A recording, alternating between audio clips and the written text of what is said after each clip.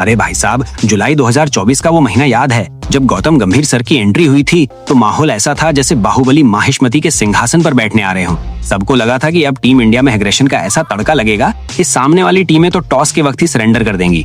और भाई शुरुआत तो ऐसी हुई कि लगा हम सपने में जी रहे हैं। लड़कों ने चैंपियंस ट्रॉफी उठा ली, एशिया कप में झंडे गाड़ दिए। हम फैंस तो सीना चौड़ा करके कॉलर खड़ा करके मोहल्ले में ऐसे घूम रहे थे जैसे वर्ल्ड क्रिकेट के जमींदार हम ही हैं।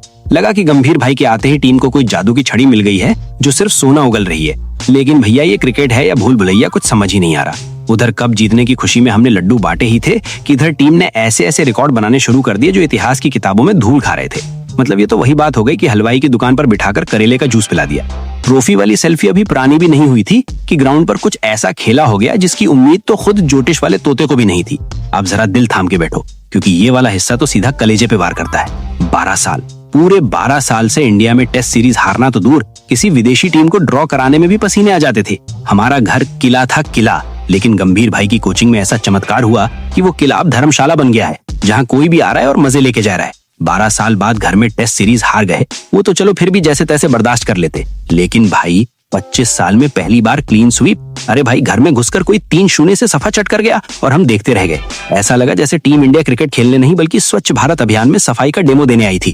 25 साल पहले जब ऐसा हुआ था तब आधे फैंस तो पैदा भी नहीं हुए थे। गंभीर भाई की अग्रेशन के चक्कर में अपनी टीम इतनी अग्रेसिव हो गई कि जल्दी आउट होकर पवेलियन जाने की रेस लगा बैठी। मतलब रिकॉर्ड बनाने के लिए कोच साहब आए थे, पर ऐसे शर्मनाक रिकॉर्ड बनेंगे ये तो किसी ने सपने में भी नहीं सोचा था। इज्जत का तो एकदम फलूदा ही बन गया भाई।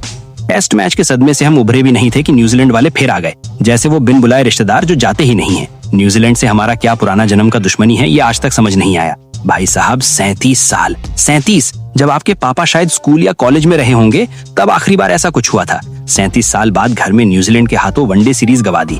कसम से रिकॉर्ड बुक के पन्ने भी रो रहे होंगे कि भाई मुझे क्यों खोला। एक तरफ हम चैंपियंस ट्रॉफी और एशिया कप जीतकर शेर बने घूम रहे थे और दूसरी तरफ कीवी टीम ने हमें घर में ही भीगी बिल्ली बना दिया। ये गंभीर एरा है या कभी खुशी कभी गम का पार्ट 2? समझ ही नहीं आ रहा कि खुश हों कि रोएं।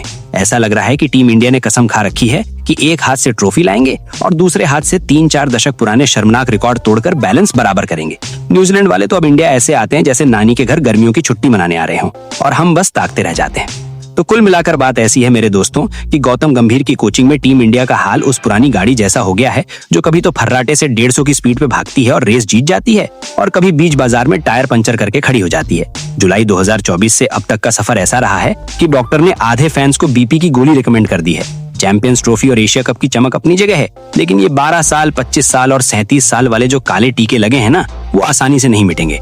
गंभीर भाई का स्टाइल है आर या पार, लेकिन चक्कर ये है कि हम कभी कभी पार होने की जगह बीच मझधार में डूब रहे हैं। अब आगे क्या होगा ये तो भगवान ही जाने, पर इतना पक्का है कि एंटरटेनमेंट और हार्ट अटैक दोनों का फुल इंतजाम है। तो भाई लोग दुआ करो कि अगली सीरीज में हम इतिहास बनाएं, इतिहास बिगाड़े नहीं। वीडियो पसंद आया हो तो लाइक ठोको और अपने उस दोस्त को शेयर करो जो कल रात से टीम को गाली दे रहा है।